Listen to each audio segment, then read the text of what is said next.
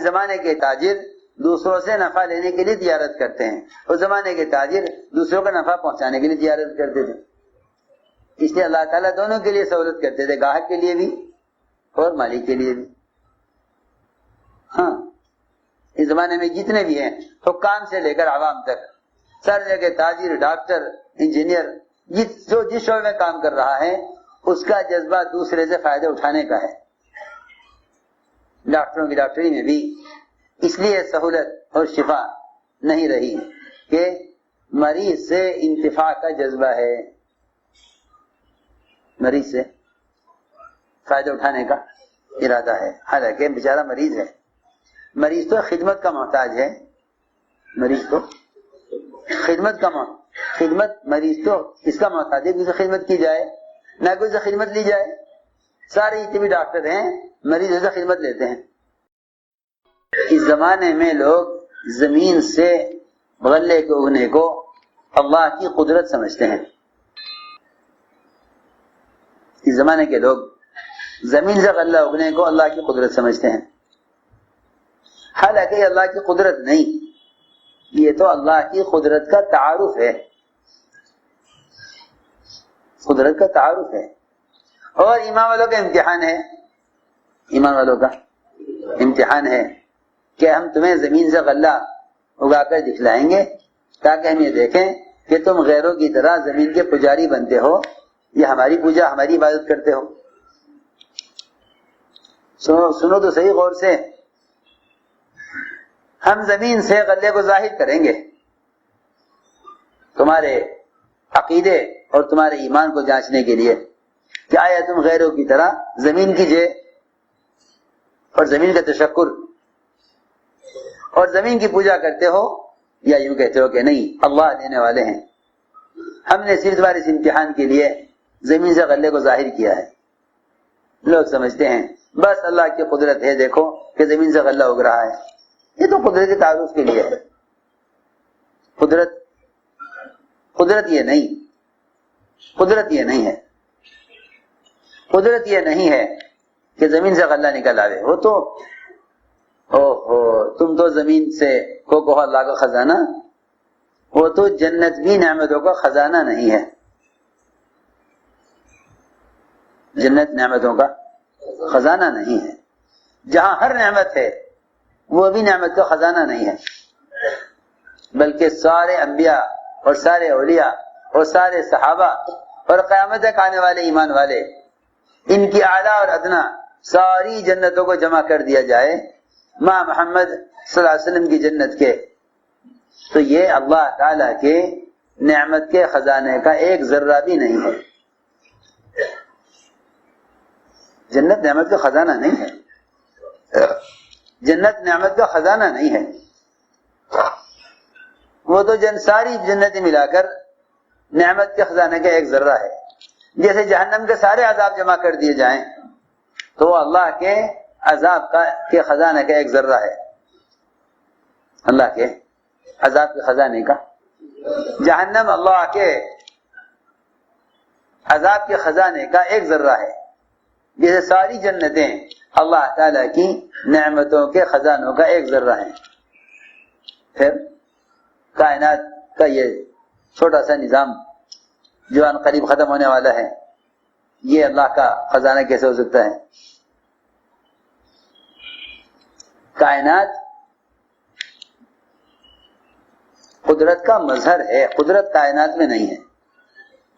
قدرت کائنات کا مظہر ہے کہ اللہ کی قدرت کائنات میں ظاہر ہوتی ہے، اور اس لیے نہیں کہ اس کے بغیر اللہ کر نہیں سکتے، اس لیے کرتے ہیں تاکہ دیکھیں کہ ایسا تو نہیں کہ مسلمان بھی غیروں کی طرح زمین کا تشکر پر آ جائے کہ بھائی زمین کا شکریہ ادا کرو، دیکھو زمین تمہیں غلہ دے رہی ہے،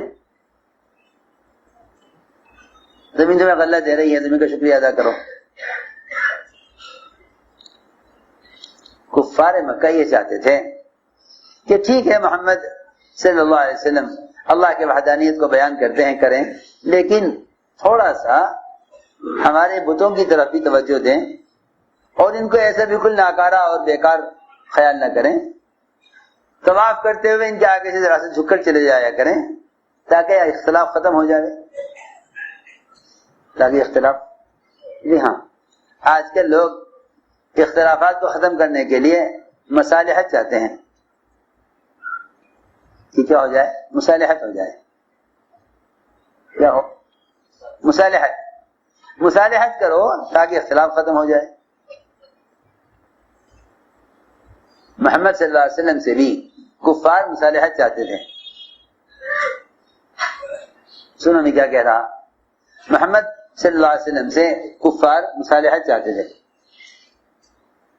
کہ آؤ دیکھو مل جل کر رہیں اور چند باتیں آپ ہماری مان لیں، چند باتیں ہم آپ کی مان لیں، اس طرح آپس میں مل جل کر رہیں. یہ کفار چاہتے تھے کہ ذرا آپ اللہ کی وحدانیت کو بیان کرنے میں نرمی اختیار کریں، ایسا ہمارے بتوں کا انکار نہ کریں، تو ہم بھی آپ کے معبود کو معبود مان لیں گے، آپ ہمارے معبودوں کو معبود مان لو، تاکہ مل جل کر رہیں، تاکہ مل جل کر رہیں. بس کیا بتاؤں، اس زمانے کے بھی ہائے ہائے، جب اللہ کی توحید کو بیان کرنے کا مزاج ختم ہو جائے گا تو پھر مسلمان ایسی شکلوں کو سوچے گا جس سے غیروں کے ساتھ کچھ مصالحت کی شکل نکل آئے. وہ کہیں گے ہاں بھائی مسلمان بچے بھی کہا کریں زمین کیجئے، تاکہ یہ نہ ہو کہ بھائی ہم تو زمین کا شکریہ ادا کریں، مسلمان اللہ کا شکریہ ادا کرے. سوچے تو صحیح، اس زمانے میں سب سے بڑا خطرہ اس بات کا ہے کہ مسلمان اللہ کے غیر کے تشکر پر آ جائے. نہیں، شکر کرنا صرف اللہ کا حق ہے، صرف اللہ کا حق ہے. شکر کا مطلب یہ ہے کہ نعمت کی نسبت اللہ کی طرف کرنا، نعمت کی نسبت اللہ کی طرف نعمت کی نسبت کرنا، یہ شکر کا خلاصہ ہے. اللہ کی ذات کی طرف نعمت کی نسبت کرنا یہ شکر کا تقاضا ہے. اللہ کی ذات کی طرف نعمت کی نسبت کرنا یہ شکر کا تقاضا ہے. میں نے عرض کیا کہ ہم کیونکہ نظام کائنات کو قدرت سمجھتے ہیں، اس لیے یہ سمجھتے ہیں کہ جو اسباب سے لے رہے ہیں وہ قدرت سے لے رہے ہیں، حالانکہ جنہیں اللہ کی ذات سے لینا آ جاتا ہے ان کے نزدیک اسباب کی حیثیت ختم ہو جاتی ہے. اسباب کی حیثیت ختم ہو جاتی ہے تو وہ عمل کی آواز پر اسباب چھوڑ کر ایسے چلے جاتے ہیں گویا ان کا ان اسباب سے کوئی تعلق ہی نہیں تھا. یہ حیات صاحب حضرت نے عنوان قائم کیا ہے حیات صحابہ میں کہ صحابہ اللہ کے حکموں پر اور نماز اور دین کے تقاضوں پر دنیا کو ایسا چھوڑ دیا کرتے تھے گویا ان کا دنیا سے کبھی کوئی تعلق نہیں تھا. ایسے چھوڑ دیا کرتے تھے. کیوں؟ اس لیے کہ ان کے نزدیک سبب انتہائی غیر یقینی اور اعمال انتہائی یقینی، اس لیے ان کے لیے اسباب کا چھوڑ دینا بہت آسان تھا. وہ اس سوچ کو چھوڑ دیتے کہ اس سے کچھ ملنے والا نہیں ہے، اس سے کچھ ملنے والا نہیں ہے. انہیں اسباب کے مقابلے میں اعمال کا یقینی ہونا ایسا نظر آ جاتا تھا کہ ان کے لیے سبب کا چھوڑنا ہی کامیابی دکھلاتا تھا. سبب کا چھوڑنا کامیابی دکھلاتا ہے. یہاں اسباب کا چھوڑنا ناکامی دکھلاتا ہے، وہاں اسباب کا چھوڑنا کامیابی دکھلاتا تھا کہ میں نے سبب کو حکم پر چھوڑا ہے، اللہ کامیاب کرنے والے ہیں. اسی لیے اللہ نے بعض صحابہ کے باغات کو سال میں دو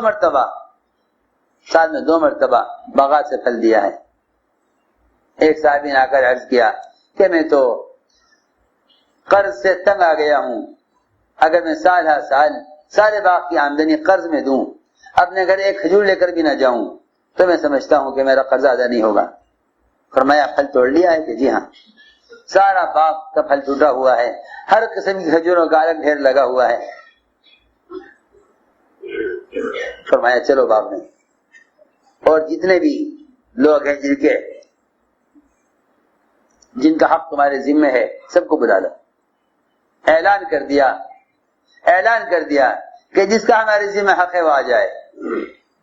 چنانچہ روایت میں ہے سب آ گئے. فرمایا کہ جتنا ہے تمہارا حق لے جاؤ اس میں سے تول کر.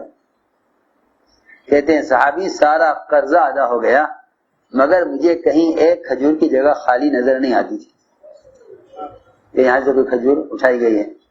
سارا قرضہ ادا ہو گیا, سارا قرضہ ادا ہو گیا, ایک کھجور کی جگہ کہیں خالی نظر نہیں آتی تھی. تم ہمارے ہم سے لینے کے والے راستے پر تو آؤ,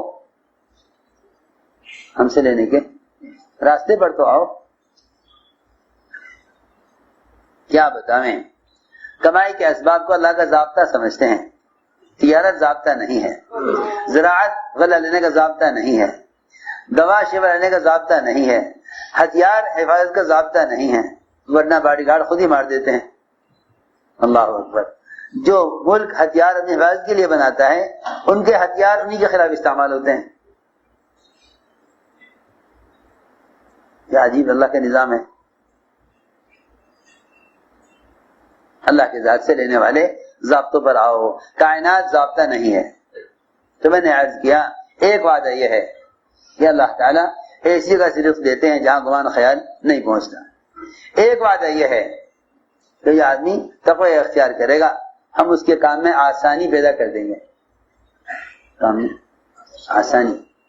من یتق اللہ یجعل لہ من امرہ یسرا, کہ ہم متقی کے کام میں آسانی پیدا کر دیں گے. کیسے آسانی؟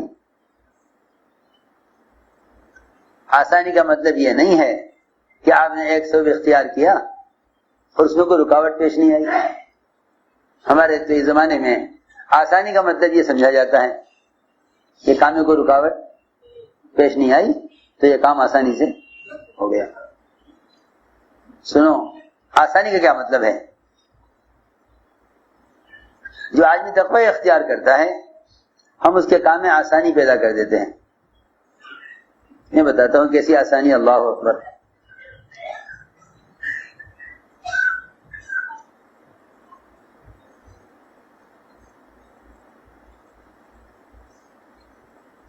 اللہ رب العزت کمائی کے اسباب بھی اللہ لاتے ہیں. لوگ سمجھتے ہیں کہ گاہک ہمارے اشتہار سے آتے ہیں. بسم اللہ الرحمن الرحیم. السلام علیکم ورحمۃ اللہ. حضرت جی مولانا سعد صاحب دامت برکاتہم کا بیان سماعت فرمائیے. بیان کو لائک اور شیئر کرنا مت بھولیے اور اپنی آراء سے ضرور آگاہ کیجیے. جزاکم اللہ خیر. لوگ سمجھتے ہیں کہ گاہک ہمارے اشتہار سے آتے ہیں. وہ جگہ جگہ ہوٹلوں میں, سڑکوں کے کناروں پر, بڑے مین روڈ پر جن کے پاس زیادہ مال ہے وہ مختلف قسم کے آلات اور ذرائع پر اپنی چیز کا اشتہار کرتے ہیں. پتہ چلے کہ ہم یہ بناتے ہیں. اللہ اکبر. لاکھوں روپیہ اشتہار پر خرچ کرتے ہیں پھر بھی مقروض, پھر بھی مقروض. یہ سمجھتے ہیں کہ گاہک ہمارے اشتہار سے آئیں گے, حالانکہ اللہ رب العزت گاہک کو خود لاتے ہیں. کبھی لاتے ہیں نماز کے وقت دیکھنے کے لیے کہ یہ گاہک کو دیکھتا ہے اس وقت یا اذان کو سن کر نماز کے لیے آتا ہے. اگر نماز کو ضائع کر دے تو اللہ اس کے مال سے اس کے دل کو پھیر دیتے ہیں. سارا مال دیکھ کر ریجیکٹ کر دیتا ہے, سارا مال دے کر فیل کر دیتا ہے. یہ حیران ہوتا ہے کہ آخر کیا بات ہے, اتنا اچھا مال ہے اور لینے کو تیار نہیں ہے. لوگ بعض گاہکوں کو پاگل کہتے ہیں. تاجر گالیاں دیتے ہیں گاہکوں کو کہ سارا مال کھلوا لیا, لینا کچھ نہیں. کیا بات ہے, کیوں نہیں لیتے؟ کہ دل نہیں چاہتا. بات یہ ہے تو نے اللہ کے حق کو ضائع کیا ہے. اللہ نے تیرے گاہک کا دل تیرے مال سے پھیر دیا ہے. سیدھی بات ہے. معاملہ وہاں سے ہے. اللہ گاہک کو لاتے ہیں دیکھنے کے لیے. اس وقت یہ کیا کرتا ہے؟ اس وقت کیا کرتا ہے؟ آیا نماز کو مقدم کرے سبب پر, یہ سبب کو مقدم کرے حکم پر, نماز پر. اگر نماز کے لیے سبب چھوڑ دیا تو ہم کامیاب کریں گے, اور اگر نماز کو ضائع کر دیا تو ہم اس کی تجارت کے نقشوں کو ضائع کریں گے. یہ اللہ کا نظام ہے, یہ اللہ کا نظام ہے. میں نے عرض کیا کہ اللہ تعالیٰ ان کے کاموں میں آسانی پیدا فرماتے ہیں۔ علی رضی اللہ تعالیٰ عنہ نے گھر میں رکھے ہوئے 6 درہم سائل کو دینے کے لیے منگوائے کہ بھئی فقیر کو دینے ہیں، 6 درہم رکھیں، لے آؤ۔ گھر والوں نے کہہ دیا کہ نہیں، یہ تو آٹے کے لیے ہیں۔ خود گئے، اٹھ کر جا کر لے کر آئے گھر سے، 6 درہم سائل کو دیے۔ لوگ سمجھتے ہیں کہ جو لوگ توکل کر لیتے ہیں وہ اسباب اختیار نہیں کرتے، یہ خیال بالکل باطل خیال ہے اور غلط فہمی اور جہالت ہے کہ جن کے پاس توکل ہوتا ہے انہیں اسباب کی ضرورت نہیں ہوتی، اور جو اسباب اختیار کرتے ہیں ان میں توکل نہیں ہوتا۔ یہ جہالت ہے، یہ جہالت ہے۔ اسباب کے اختیار کرنے سے، اسباب کی اختیار کرنا توکل کے خلاف نہیں، اور توکل کرنا اسباب کے خلاف نہیں۔ لوگوں نے ان دونوں چیزوں کا الگ الگ کر دیا کہ بھئی اگر توکل ہے تو اسباب میں کیوں لگ رہے، اور اگر آپ اسباب میں لگ رہے ہیں تو آپ کے پاس توکل نہیں ہے۔ یہ خیال باطل خیال ہے۔ علی رضی اللہ تعالی عنہ نے 6 درہم سائل کو دے دیا، یہ تو توکل ہے، یہ تو توکل ہے۔ سنو غور سے، 6 درہم سائل کو دیے، یہ توکل ہے۔ ہاں میں نے اللہ کو دیے ہیں، اللہ مجھے دیں گے، میں نے اللہ کو دیے ہیں، اللہ مجھے دیں گے۔ کیا کرتے؟ کیا گھر میں بیٹھے رہتے خاموش کہ اللہ دیں گے؟ نہیں، تجارت کی۔ کیسے تجارت کی؟ ایک آدمی گزرا اونٹ لے کر، میں کیسا اونٹ ہے یہ؟ بیچو گے؟ کہ ہاں بیچوں گا۔ کتنے کا ہے؟ کہ بھائی یہ اونٹ 140 درہم کا ہے۔ حضرت نے فرمایا اونٹ ہم نے لے لیا ہے مگر ہم ابھی قیمت اس کی نہیں دیں گے۔ نہ کہا جی کوئی بات نہیں، رکھو، دے دینا، اونٹ رکھو، آپ دے دینا۔ زمانہ اچھا تھا، زمانہ اچھا تھا۔ اس زمانے کے تاجر دوسروں سے نفع لینے کے لیے تجارت کرتے ہیں، اس زمانے کے تاجر دوسروں کا نفع پہنچانے کے لیے تجارت کرتے تھے۔ اس لیے اللہ تعالیٰ دونوں کے لیے سہولت کرتے تھے، گاہک کے لیے بھی اور مالک کے لیے بھی۔ ہاں، اس زمانے میں جتنے بھی ہیں، حکام سے لے کر عوام تک، سر جگہ تاجر، ڈاکٹر، انجینئر، جو جس شعبے میں کام کر رہا ہے اس کا جذبہ دوسرے سے فائدہ اٹھانے کا ہے۔ ڈاکٹروں کی ڈاکٹری میں بھی اس لیے سہولت اور شفا نہیں رہی کہ مریض سے انتفاع کا جذبہ ہے، مریض سے فائدہ اٹھانے کا ارادہ ہے۔ حالانکہ بیچارہ مریض ہے، مریض تو خدمت کا محتاج ہے، مریض تو خدمت مریض تو اس کا محتاج ہے کہ اسے خدمت کی جائے، نہ کہ اسے خدمت لی جائے۔ سارے جتنے بھی ڈاکٹر ہیں مریضوں سے خدمت لیتے ہیں۔ ارے سنو تو صحیح میں کیا کہہ رہا، مریضوں سے خدمت لیتے ہیں۔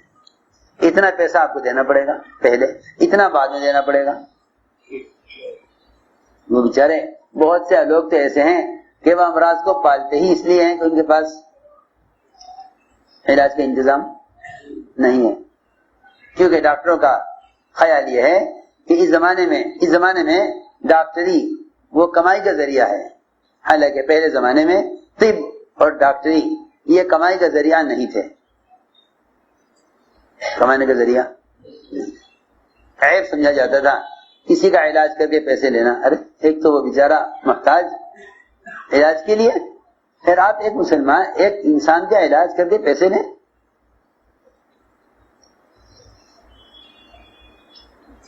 کسی زمانے میں علاج خدمت تھا، اس زمانے میں علاج تجارت ہے، اور ایسی تجارت ہے کیا بتاؤں، ایسی تجارت کہ کمپنی ایک چیز بنا کر اس کی قیمت طے کر دے گی،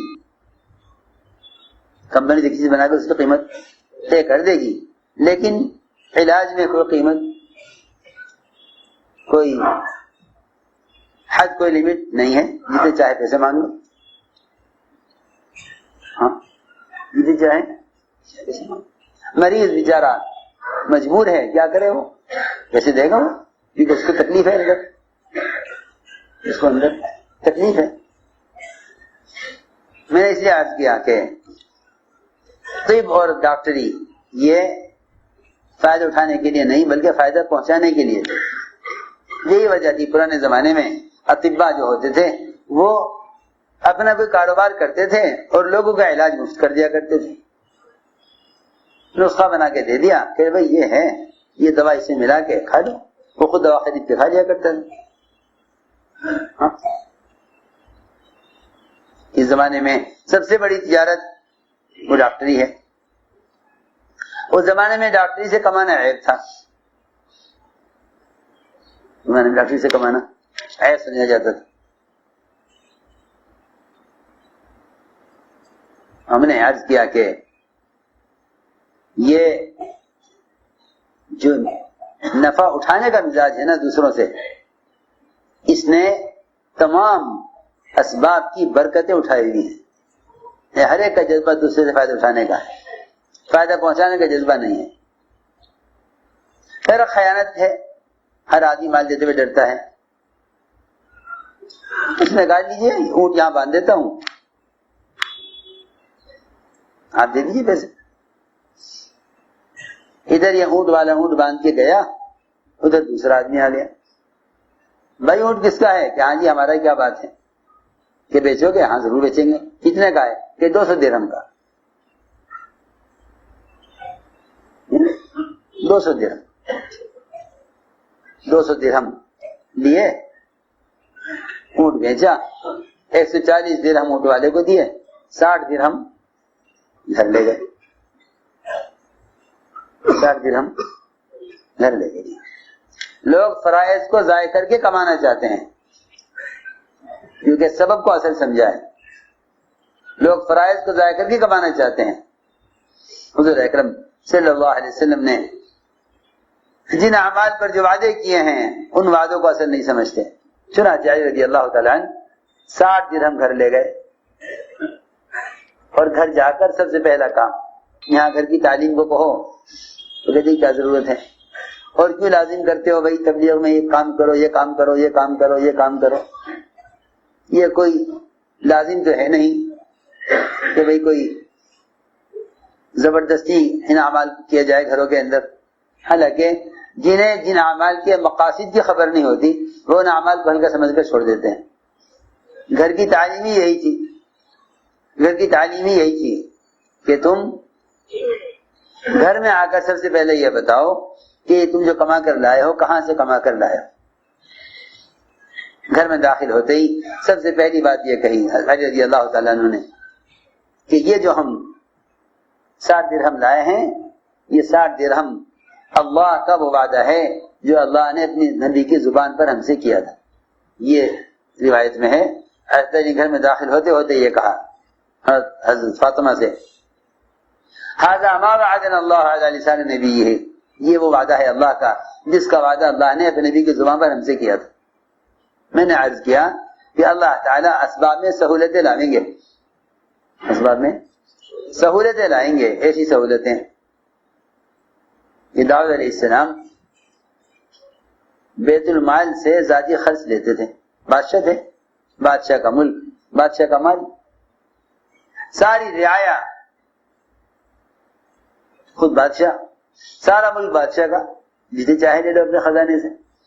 جو بادشاہ دوسروں کو دینے والے ہوں ان کے لیے خود دینا کیا عیب ہے؟ لیکن صحابہ کے زمانے میں مزاج یہ بنایا گیا تھا، گورنروں کو تنخواہ ملتی تھی، وہ تنخواہ دوسروں پر خرچ کیا کرتے تھے، گورنری کی اجرت نہیں لیتے تھے، گورنری کی اجرت، گورنری کی تنخواہ نہیں لیتے تھے۔ گورنر کی تنخواہ تو بہت دور کی بات ہے، قرآن پڑھا کر بھی تنخواہ نہیں لیتے تھے، قرآن پڑھا کر بھی تنخواہ نہیں لیتے۔ بے شک اس زمانے میں قرآن پڑھنے والوں کو تنخواہ ملتی ہے، لیکن وہ ان کے وقت کی تنخواہ ہے، قرآن کی تنخواہ ہرگز نہیں ہے۔ قرآن پڑھانے کا کوئی بدل نہیں سوائے جنت کے۔ وہ تو ان کے وقت کی تنخواہ ہے کہ بھئی آپ نے تجارت کو چھوڑ کر، زراعت چھوڑ کر، ملازمت چھوڑ کر، ساری دنیا کے اسباب مشغولی کو چھوڑ کر اپنا سارا وقت قرآن کی تعلیم کو دیا ہے، اس لیے آپ کو آپ کے وقت کا بدل ہے، قرآن کا بدل نہیں ہے۔ یہ مزاج بنایا تھا کہ دیکھو دین کی تعلیم پر تنخواہ مت لینا، کیوں؟ کیونکہ یہ اللہ کا کام ہے۔ کیا مجھے بتاؤ سب مل کر ایسا ہو سکتا ہے کہ آپ ملازمت تو کریں اس کمپنی میں اور تنخواہ لیں کسی دوسری کمپنی سے؟ ارے بھائی ہو سکتا ہے؟ کیوں بھائی کچھ آنا تو کرو، ملازمت تو کریں ایک کمپنی میں، تنخواہ مانگیں دوسری کمپنی سے؟ نہیں بھائی، آپ جس کمپنی کے ملازم ہیں آپ کو تنخواہ وہیں سے ملے گی نا۔ ارے بھائی سمجھ میں آ رہی بات؟ ہاں، تو جن کے ملازم ہو ان سے تنخواہ لو، سیدھی بات ہے۔ اللہ کا کلام ہے، اللہ کا علم ہے، اسے پڑھاتے ہیں، اللہ سے لیتے ہیں، سیدھی بات۔ جو جس کمپنی کا ملازم وہاں سے لے گا۔ پرائیویٹ کمپنی ہے، حکومتی کمپنی ہے، تو ایسا تو ہے نہیں کہ ملازم ہے پرائیویٹ کمپنی کے حکومت میں تنخواہ دے، ایسا تو نہیں ہوگا۔ آپ پرائیویٹ ملازم ہیں، پرائیویٹ کمپنی ملازم ہے، وہاں سے لیجیے تنخواہ۔ جی ہاں، جس کا جہاں کام ہے وہیں سے اس کی تنخواہ ہے۔ بیان آپ کو پسند آیا ہو تو بیان کو لائک، شیئر اور چینل کو سبسکرائب کرنا مت بھولیے۔ کمنٹس میں اپنی رائے کا اظہار ضرور کیجیے۔